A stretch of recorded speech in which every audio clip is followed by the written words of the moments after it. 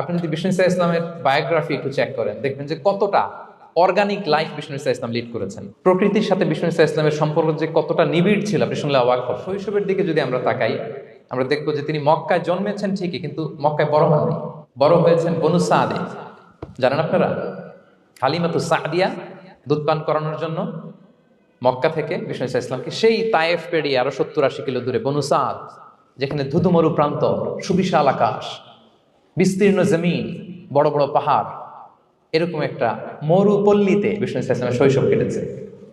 দেখেন প্রকৃতির সাথে বিষ্ণু ইসা ইসলামের জীবনে কতটা নিবিড় সান্নিধ্য ছিল, কতটা সুনিবিড় সম্পর্ক ছিল। এরপর সেখান থেকে যখন চলে আসলেন, he started his career as a shepherd, রাখাল হিসেবে ক্যারিয়ার শুরু করলেন।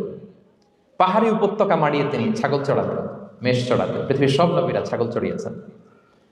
মরুভূমির রুক্ষ পরিবেশ মাড়িয়ে মরু ঝড় সাইমুনকে মোকাবেলা করে তিনি কাফেলা নিয়ে এদিক থেকে ওইদিকে যেতেন। 27টা যুদ্ধে সরাসরি নেতৃত্ব দিয়েছেন। আল্লাহু আকবার।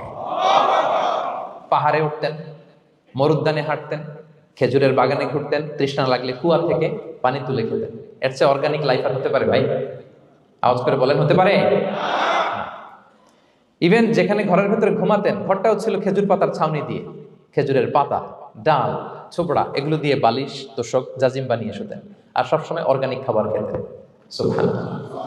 তাহলে ফিনল্যান্ডের লোকেরা সবচেয়ে বেশি সুখী তাদের হেলদি লাইফস্টাইলের কারণে, প্রকৃতির সাথে নিবিড় সম্পর্ক।